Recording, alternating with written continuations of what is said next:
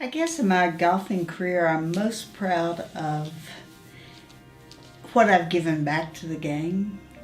So many people have made it possible for me to enjoy this game for over 50 years.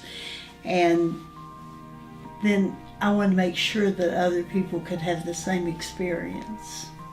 My mom's really worked hard to help golf survive through times where there's so many opportunities for young athletes to do so many things. She's still pushing golf to young athletes, and especially to young female golfers. I think that the committee she served on, the state organizations that she's a part of, that she's led, I think will really continue to grow because of her. I can't imagine a time where she won't be involved in golf one way or another.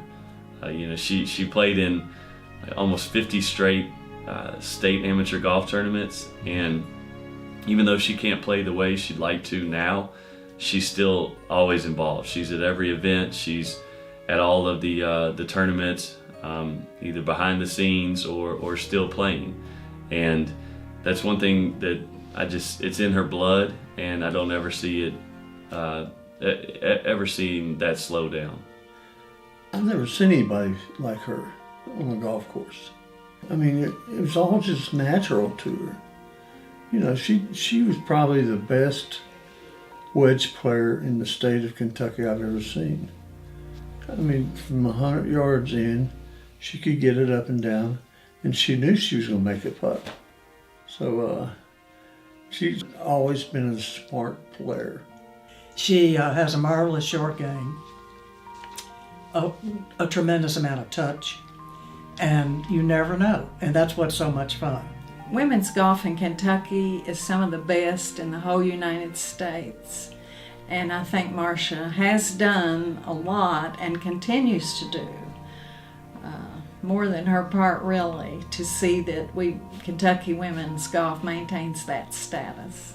I guess I want to be remembered as a good person, not just a golfer, or not just a teacher, or not just a mother, but being good and kind to everybody that I come in contact with, because I think giving of yourself is the most important thing you can do.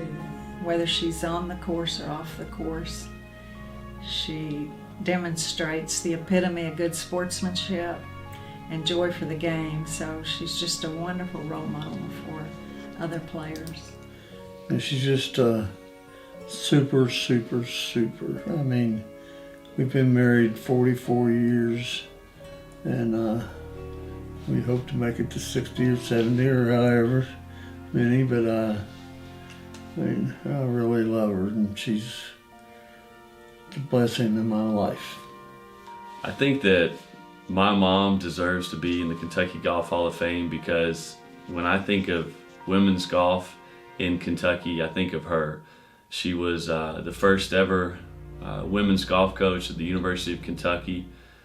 She's coached and helped so many young golfers in Kentucky. She's been a leader for women's golf. She's been on several boards and committees and served every possible way you can. She was a phenomenal golfer. She was a great player, but I just think the overall commitment, dedication, and stamp that she's left on the game of golf in Kentucky puts her in the Kentucky Golf Hall of Fame.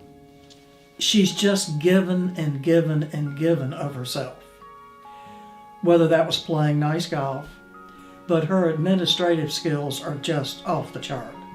She's able to multitask greatly. She has just touched so many facets and so many different organizations through the years.